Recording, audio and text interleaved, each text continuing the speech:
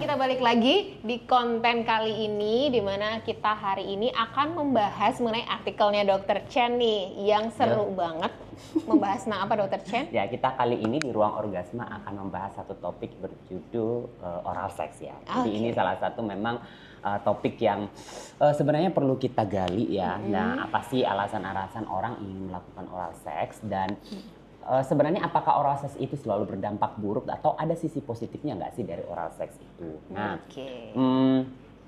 ini juga berkaitan dengan topik kita minggu lalu ya, yang karena kebetulan topik minggu lalu juga kita bahas tentang analisis sperma, dan salah satu parameternya itu yang memang ya ini yang harus kita klarifikasi. Ada beberapa informasi-informasi mengatakan bahwa konten daripada seminal plasma itu tuh manis katanya ya. Nah, manis itu tentunya kan dicicipi ya gitu. Dan kalau dicicipi itu berarti itu bicara tentang mulut. Nah, jadi makanya kita mungkin tanya-tanya nih ya, atau bahas-bahas seputar tentang oral. Karena ini artikelnya Dr. Chen. Jadi malu saya. Saya yang akan banyak bertanya-tanya Dr. Chen. Kita akan kupas mengenai artikel yang dibahas di sini. Buat yang penasaran, mungkin nanti bisa ini dia judulnya, nanti kita tampilkan di video, bisa dicek ke artikelnya langsung. Dan sekarang saya akan tanya-tanya nih mengenai artikelnya. Ngomongin tentang oral sex, mungkin bisa dibahas dulu kali Dr. Chen, oral sex itu per definisi apa sih? Ya, jadi ya oral dengan seks ya. Tapi ini juga memang perlu harus kita klarifikasi ya, karena sering sekali memang ketika kita bicara tentang seks, ini kan berhubungan dengan interaksi antara dua organ kelamin, kan seperti itu. Berarti dalam tanda kutip itu sebenarnya interaksi antara penis dengan vagina, itu yang sebenarnya kita terima ya, aktivitas seks gitu. Tetapi ketika ada kata oral ini, maka ada melibatkan aktivitas mulut dengan organ kelamin. Bisa saja organ kelaminnya laki-laki dengan mulutnya perempuan, bukan mulutnya perempuan saja, maksudnya mulut pasangannya, maaf ya. Atau misalnya aktivitas antara organ kelamin perempuan dengan pasangannya. Nah, dan dua itu adalah salah satu jenis bentuk daripada oral seks yang paling lazim. Yang kalau misalnya laki-laki dengan maafnya penis misalnya ya, itu berinteraksi dengan mulut, itu kita kenal istilahnya dengan fellatio. Dan kalau misalnya dia dengan organ kelamin wanita, vagina ya, berinteraksi atau ada kontak dengan mulut, itu kita kenal dengan cunnilingus. Nah, tapi ada satu lagi yang sering sekali juga sekarang sudah ditambahkan sebagai bagian daripada oral sex, itu adalah kontak antara mulut dengan anus. Nah, gitu. Jadi kalau anus dengan mulut itu sebenarnya kan bukan organ kelamin ya, gitu. Tapi karena kita melihat juga sekarang ada diversifikasi gender, orientasi seksual, dan ada memang aktivitas seksual antara sesama jenis misalnya ya, sehingga ada kontak antara mulut dengan anus, maka ditambahkan anilingus. Dan satu lagi sih yang jadi perdebatan juga kontak antara payudara dengan mulut. Jadi mulut dengan payudara, atau seperti breast bite misalnya ya, atau menggigit payudara atau menyusui, itu juga bagian daripada oral sex. Oh begitu.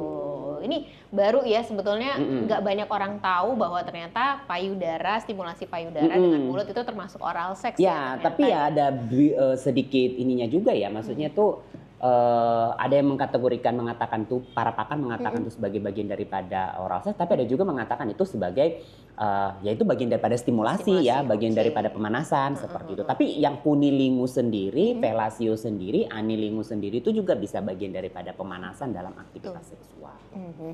Tuh. Yang menarik banget kalau ngomongin oral sex itu karena persepsinya orang itu kan macam-macam ya. Ada yang menganggap ih jijik banget sih mau oral sex gitu ya. Ada juga yang justru menjadi sangat menikmati gitu ya dengan oral sex, karena stimulasinya akan berbeda dengan stimulasi antara penis dengan vagina aja misalnya. Itu memberikan warna tersendiri mungkin ya bagi pasangan gitu. Nah, ini sebenarnya yang menjadi kontroversi itu juga, kenapa sih ada orang menginginkan oral sex kan seperti itu. Kenapa ada, kalau kemarin kita kan penelitian kita ada ya Kak ya, kemarin kita mensurvei dari pasangan-pasangan terkait tentang aktivitas seksual. Nah, jadi memang ya hanya sedikit sih, terlebih mungkin seperti mungkin memang karena informasinya dianggap terlalu tabu ya, sehingga kita tidak mau terbuka. Tapi waktu kita memberikan survei dulu, ada sekitar 335 orang Indonesia nih ya yang kita lakukan survei, dan kira-kira di antara mereka itu sekitar 10-20% yang melakukan aktivitas oral seks. Nah, dan alasan-alasan sebenarnya melakukan oral seks itu tuh bervariasi sekali, tetapi katanya ya hubungannya oral seks itu, mengapa ada orang yang lebih cenderung menyukai oral seks atau suka dengan oral seks itu berhubungan dengan fase psikoseksual ya. Asik. Jadi kalau kita tahu kan ada teori ya atau hipotesis daripada si Sigmund Freud yang mengatakan bahwa ada fase oral seperti itu ya, fase anal, genital segala macam. Nah, orang-orang yang memiliki kegagalan dalam fase oral itu cenderung menyukai aktivitas yang sifatnya oral, termasuk juga aktivitas oral seks ini. I don't know why. Boleh potong nggak konfirmasi lagi? Ini maksudnya dia yang melakukan atau dia yang menerima? Nah, yang lebih banyak sih diceritakan tuh yang melakukan, karena kan harusnya kan gini, dalam perkembangannya seorang anak itu kan harusnya kontak dengan payudara ibu tuh kan harusnya kan adekuat ya, harus ada oral seperti itu. Tetapi itu mungkin kurang terpenuhi, kurang banyak terpapar dengan dia, sehingga akhirnya dia dalam masa dewasanya memuaskan itu di dalam bentuk aktivitas seksual, bisa dalam bentuk kunilingus itu ataupun fellatio atau mungkin bahkan breastfeed yang tadi itu lebih menyukai aktivitas yang seperti itu. Tapi di satu sisi memang alasan-alasannya Indonesia nggak ada surveinya khusus ya Kak ya, jadi nggak ada yang pernah ngasih tahu apa sih alasan-alasan utamanya gitu. Tapi kalau di survei di Amerika, di Eropa yang banyak sekali penelitian-penelitian seksual itu, mereka memang banyak ini dilakukan di kalangan-kalangan muda. Mereka itu pengen merasakan sensasi berhubungan seksual tanpa harus melakukan penetrasi gitu. Jadi kan karena penetrasi itu kan mungkin mereka masih identik dengan kehilangan keperawanan seperti itu ya. Nah, jadi ya mereka mencoba sensasinya tetapi harus dengan ya oral seks seperti itu. Menarik banget melanjutkan bahwa mungkin ada yang masih beranggapan ini tuh sebetulnya bukan suatu hubungan seksual. Iya, jadi gitu ya. Jadi mungkin di pasangan-pasangan yang masih takut banget untuk berhubungan seksual gitu, akhirnya mereka memilih untuk oral seks misalnya seperti itu ya. Atau juga memang ini juga terpengaruh dengan banyak tontonan dan juga baik dari video klip, dari musik gitu ya. Terus habis itu dari tontonan film atau series itu kan yang menunjukkan aktivitas oral seks ini. Ini kan termasuk salah satu yang akhirnya dibahas ya di artikelnya. Bisa dijelaskan lebih lanjut nggak perannya dari film, dari video klip dan lain-lain itu terhadap persepsi orang mengenai oral seks? Iya, jadi memang kan kalau sekarang itu kalau kita lihat budaya pop itu kan sungguh sangat menjamur ya Kak ya. Dan itu kayaknya kita sering terpapar. Contoh misalnya kita sekarang sudah punya akun-akun nonton streaming, Netflix, Prime Video dan macam-macam. Dan beberapa di antara mereka tuh banyak juga mutar-putar film-film yang boleh dikatakan itu tuh cukup frontal ya untuk menyampaikan beberapa aktivitas-aktivitas seksual termasuk juga aktivitas-aktivitas oral ini. Nah, ya sehingga tidak bisa dipungkiri kalau memang akhirnya mereka-mereka yang akhirnya menonton itu bereksperimen terhadap hal-hal tersebut. Bahkan tidak hanya tontonan, lagu-lagu sendiri kan kita tahu juga banyak sekali yang menggambarkan tentang aktivitas oral seks. Yang saya ingat itu beberapa tahun lalu itu seperti lagunya Ariana Grande ya, Ariana Grande yang 69. Nah, 69 itu kan bukan 69, 34, 35 ya, 34, 35 ya. Dan memang seluruh isi liriknya itu mengarahkan kepada tentang aktivitas oral seks gitu. Dan you taste like candy, bla bla bla gitu. Nah, itu semua ada mengarahkan oral seks. Sehingga akhirnya memang mau tak mau sekarang remaja sekarang ini ataupun orang-orang dewasa sekarang itu mulai banyak terpapar dengan istilah-istilah yang oral seks tadi ini, aktivitas oral seks, dan sepertinya cukup membiasakan. Hanya saja mungkin yang praktek datang ke klinik kita itu tidak banyak terbuka kalau mereka coba melakukan terkait tentang oral seks ini. Betul. Gitu. Nah ini kalau ngomongin persepsi itu kan sebetulnya ada macam-macam, ada persepsi positif gitu dan ada juga persepsi negatif, termasuk tadi bagaimana melihat kok ada yang merasa jijik, atau kalau misalnya dari segi kesehatan mungkin kita bisa ada pertimbangan infeksi dan segala macam ya. Kalau oral seks sendiri dari sisi positif negatifnya ini kira-kira apa aja ya Dokter Chen? Ya, jadi positifnya, kita ngomongin positifnya dulu ya. Seperti kemarin kan kita bahas ya bahwa seminal plasma itu kan banyak mengandung komponen-komponen ya, protein dan segala macam gitu, termasuk juga komponennya gula ya, fruktosa juga banyak di sana. Nah, jadi memang komponen-komponen yang lain juga yang dijumpai itu seperti katanya opioid ya, opioid, testosteron juga terdapat di dalam seminal plasma tersebut. Sehingga ketika akhirnya itu dalam tanda kutip ya, swelling swallow ya, menelan gitu ya, menelan daripada komponen seminal plasma itu bisa memberikan efek yang positif bagi si penelannya. bagi si penelannya gitu ya. Beberapa penelitian mengatakan bahwa akhirnya orang yang menelan tersebut ya dengan efek opioid tersebut bisa merasakan ketenangan, katanya bisa merasakan ketenangan dan itu libidonya juga bisa meningkat seperti itu. Jadi ada dulu pernah artikel menyatakan bahwa seorang perempuan yang akhirnya memang kehilangan desire ketika mencoba aktivitas oral seks dan ketika mengkonsumsi punya suaminya sendiri misalnya, maka selanjutnya aktivitas seksnya menjadi meningkat seperti itu. Nah, jadi ngomongin soal manis yang kemarin juga kita bahas, memang betul ya. Jadi memang saya juga bukan bilang betul karena saya mencicipi, bukan maksudnya tuh aku nggak tahu benar apa enggak seperti itu ya, kita nggak pernah coba juga gitu betul. kan, tetapi kita tahu bahwa komposisinya fruktosa dan sebenarnya di seminal plasma itu juga apa yang kita makan itu bisa seperti masuk lah kalau kita bilang seperti itu. Jadi apa yang kita makan itu bisa mempengaruhi aroma dan taste-nya gitu. Jadi saya ingat dulu beberapa minggu yang lalu ya ada 2 film nih Kak ya. Yang pertama itu ada film Closer ya yang dibintangi sama Julia Roberts dan juga Cliff Owen. Jadi Jude Law dan juga Natalie Portman. Jadi keempat orang ini tuh berselingkuh. Jadi seperti bujur sangkar gitu perselingkuhannya. Nah, satu momen di mana akhirnya Cliff Owen itu nanya Julia Roberts. Jadi waktu itu kan Cliff Owen ini kan suaminya Julia Roberts. Tanya kenapa kamu selingkuh gitu. Nah, apa yang buat kamu akhirnya milih selingkuh sama si Jude Law ini ya. Terus dikatakan bahwa akhirnya karena si cowok ini ya selingkuhannya ini memberikan aktivitas oral seks yang sangat membahagiakan dan seminal plasmanya itu lebih manis dari punyamu gitu. Jadi itu kata si Julia Roberts-nya gitu. Dan yang terakhir itu filmnya siapa ya? Yang film yang di Netflix sekarang lagi ada tuh ya, Monster yang Lyle dan Eric Menendez. Ya, pasti kalian nonton ya. Iya, lagi nonton juga. Kan itu kan ada kan di mana katanya bapaknya melakukan pelecehan dan sebelum akhirnya bapaknya itu melakukan oral seks dengan anaknya disuruh cinnamon dulu, kayu manis dulu karena itu akhirnya merubah taste-nya seperti itu dan pada faktanya memang seperti itu. Jadi kalau orang misalnya dalam tanda kutip makan jengkol, misalnya makan pete itu akan mempengaruhi keseluruhan suasana berhubungan seksual ya seperti itu. Nah, tapi positif yang lain lagi dari sebuah aktivitas oral seks tentunya karena aktivitas oral seks ini kan bagian dari pemanasan bisa juga ya Kak gitu. Jadi pemanasan akhirnya wanita itu kan memang lebih susah untuk orgasme ya. Tapi dengan dirangsang menggunakan oral seks ini akhirnya memberikan waktu bagi wanita untuk lebih banyak ya sehingga dia bisa mencapai orgasme dan tentu itu bisa memberikan impact yang positif terhadap hubungan seksual. Nah, dan terakhir nih impact yang positif dari hubungan oral seks ini dan ini sudah banyak banget penelitiannya adalah bahwa aktivitas oral seks itu bisa menurunkan angka preeklamsi. Menarik banget ya.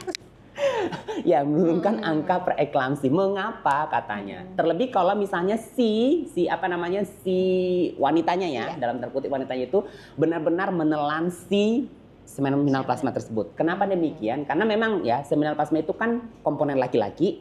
Jadi seminal plasma itu banyak mengandung protein-protein, banyak mengandung growth factor dan di mana ketika dia menelan misalnya, maka dia akan terkontak dengan sistem kelenjar limf yang ada di dalam saluran pencernaan dan pernapasan dan kontak dengan seminal plasma dari kontak seminal plasma dengan kelenjar limf yang ada di saluran pencernaan dan juga pernapasan ini itu lebih cepat Kak sensitisasinya sehingga menghasilkan sebuah kalau kita bilang itu reaksi tubuh kita yang terbiasa dengan komponen laki-laki karena kan memang katanya kalau nanti mungkin bahas ya kali ya preeklamsi ya ini nggak mungkin kita bahas sekarang preeklamsi itu kan juga masalah imun ya jadi masalah imun maka akhirnya katanya mereka pasangan-pasangan yang mengkonsumsi ya atau menelan cairan seminal dari pasangannya itu memiliki risiko rendah terjadinya preeklamsi. Ya, itu penelitiannya ada loh. Artinya ini nggak karangan dari saya ya. Jadi saya nggak ngarang-ngarang. Tapi saya nggak tahu ya mau dicoba apa enggak, mau dipraktekin saya enggak memberikan rekomendasi yang seperti apa. Kita hanya membahas ya, tapi tidak memberikan sebuah take home message yang harus diambil. Menarik banget kan. Kita tadi bahas bahkan dari film, terus habis itu dari video klip gitu ya. Dr. Chen ini senang banget loh mereview film, mereview buku. Jadi silakan Instagramnya di follow ya Dr. Chen ya. Suka banget bikin review di story-nya. Nah kalau negatifnya Kak. Nah kalau negatifnya tentu karena ini kan aktivitas kontak mulut ya dengan alat kelamin. Nah yang paling ditakutkan pertama itu adalah perpindahan kuman.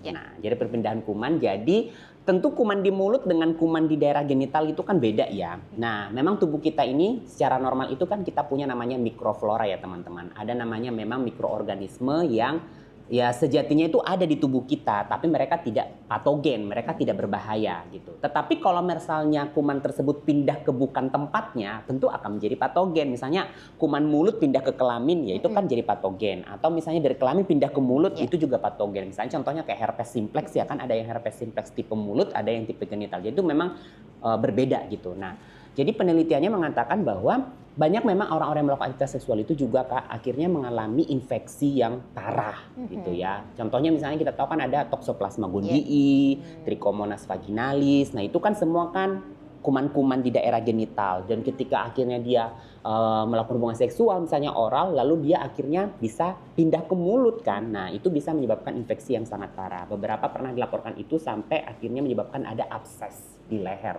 Dan itu bisa mengancam.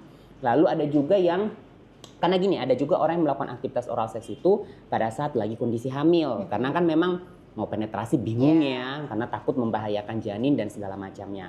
Tetapi ketika melakukan aktivitas oral gitu ya, terlebih misalnya seorang pria yang melakukan aktivitas kunilungus tadi itu, nah kuman dari seorang pria tersebut pindah ke daerah genital ya, banyak-banyak kan ada Streptococcus viridans, macam-macam ya, Streptococcus mutans. Nah itu akhirnya pindah dan bisa menyebabkan terjadinya chorioamniositis dan menyebabkan terjadi ketuban pecah dini. Nah sehingga ya mengancam juga. Jadi memang tidak sepenuhnya aktivitas oral seks ini ya ada plusnya, ada minusnya juga tentu ada gitu.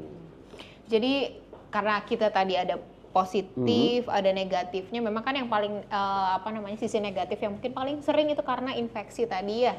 Berarti ya kita kalau kalian mau melakukan oral seks maka paling tidak tahu riwayat dari pasangan sebelumnya.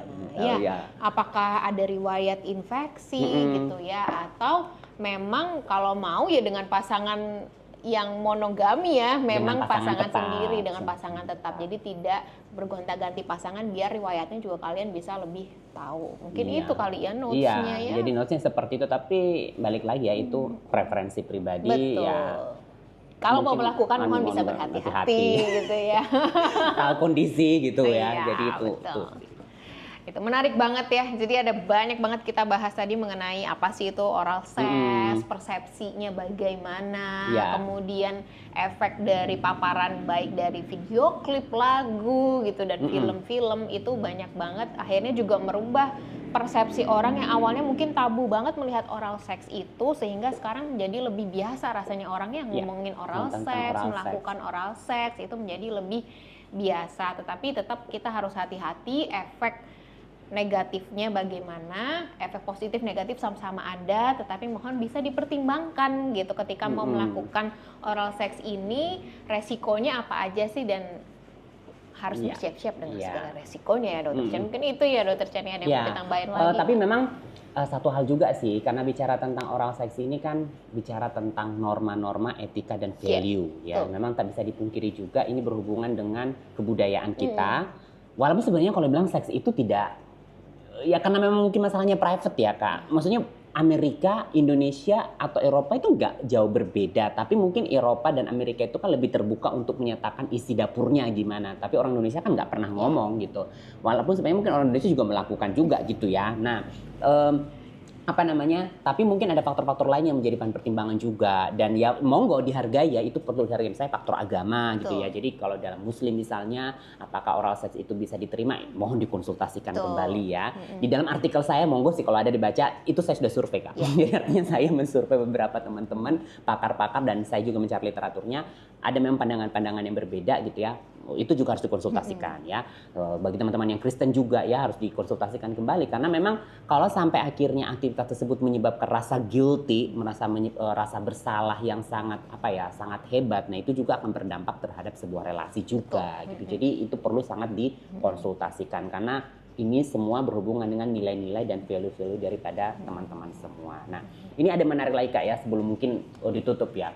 Nah, ada satu, kan ini bicara tentang value gitu. Ada satu, pernah saya baca itu, ada satu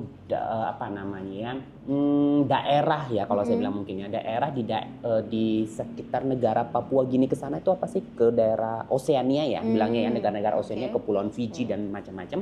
Mereka itu tuh ada satu aktivitas mereka itu yang wajib dilakukan oleh setiap anak muda laki-laki nih. Jadi seorang yang sudah diatakan dewasa laki-lakinya itu wajib harus dioralkan oleh menarik. seorang laki-laki yang lain yang lebih dewasa lagi dengan mengeluarkan ya felasio tadi ya, mengeluarkan itu di mulutnya si anak mudanya tadi itu sebagai salah satu bentuk indikasi dewasa. Dan yang kedua itu salah satu bentuk daripada laki-laki yang dewasa akhirnya mendewasakan gitu si anak muda yang tadi itu. Nah, itu budaya mereka, itu culture mereka. Tentu itu tidak sesuai dengan kita yang ada di Indonesia. Ya Jadi mungkin memang kalau kita menganggapnya itu sexual assault abuse, ya, sexual assault gitu ya. Itu kan pelecehan dan segala. Tapi di negara mereka itu dianggap sebagai salah satu bentuk pendewasaan. Karena akhirnya si anak tersebut sudah berasa dalam fase yang sudah dewasa dan saatnya dia mengkonsumsi nutrisi dewasa nih seperti itu. Ya mungkin bisa bilang nutrisi juga karena banyak banget proteinnya. Tapi ya itu budaya masing-masing gitu. Karena kalau ngomongin budaya itu kan tiap tempat pasti berbeda ya memandangnya. Iya benar, tiap budaya itu beda-beda gitu. Anyway, kalau misalnya di kita kadang-kadang pada orang-orang yang memang sulit untuk berhubungan seksual, mungkin ini bisa menjadi salah satu opsi. Alternatif, benar. Itu yang kita kenal istilah dengan sensate focus ya. Jadi boleh ya, mungkin para pasangan-pasangan yang lemah gitu ya, yang memiliki penyakit gitu kan, yang sudah sulit untuk ereksi gitu, atau mungkin atau tidak kuat untuk berhubungan seksual kan tenaganya, itu stamina harus kuat. oke. Nah, gitu. ini bisa menjadi salah satu bentuk-bentuk alternatifnya sebenarnya gitu. Jadi balik lagi tadi, bagaimana memandang oral seks, mohon bisa dipertimbangkan segala resikonya, mau memilih yang mana. Dan gitu aja. Oke, terima kasih banyak Dokter Chen. Menarik banget artikelnya, jangan lupa dibaca ya. Oke, kita tutup dulu konten hari ini. Mungkin kita akan ketemu lagi di video selanjutnya ya. Terima kasih.